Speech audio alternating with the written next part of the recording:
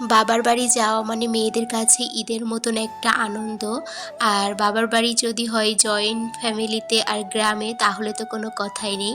আসসালামু আলাইকুম এভরিওয়ান। আজকের ভিডিওটা থাকবে আমার আব্বুদের বাসা নিয়ে। তো সকালে উঠেই এখানে আমি একটা কেক খেয়ে নিচ্ছিলাম। এটা আমার অনেক বেশি পছন্দর। এটা ছিল রেড ভেলভেট কেক। আর এরপরে আব্বু অনেকগুলা মাছ এনেছিল। এগুলো আমাদের খালের মাছ, খাল থেকেই ধরে এনেছিল। তো সেইগুলা এখন এখানে কাটাকাটি হবে। আমি একটু মাছগুলা ধরে ধরে দেখছিলাম, কারণ এরকম তরতাজা মাছ দেখতেও ভালো লাগে আর খেতেও তো অনেক বেশি মজা লাগে। আর এরপরে দেখছিলাম মা এখানে ছোলা ভাজছিল। আমাদের এইদিকে ছোলাটা এভাবে ভাজা হয়, মানে ছাইয়ের ভিতরে বা বালির ভিতরে, তারপরে ভাজা হয়ে গেলে যখন ফেটে ফেটে যায় ওই সময় নামিয়ে খুব সুন্দর করে কাপড় দিয়ে মুছে নেয়, তাহলে কিন্তু এইটা খেতে অনেক মজা হয়।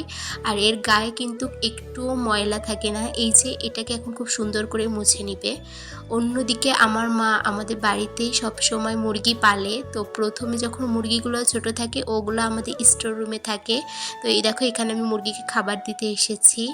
ওই দিন অনেক বেশি গরম পড়ছিল, তাই আমার অনেক বেশি পান্তা ভাতও খেতে ইচ্ছা করছিল। মাকে বলেছিলাম, আর ছোটোবেলা থেকেই কলা দিয়ে পান্তা ভাত আমার অনেক বেশি পছন্দ। মা এখানে কলাটাকে একদম জালে করে শুকনো করে দিয়েছিল, আর তার সাথে একটা চপও ছিল।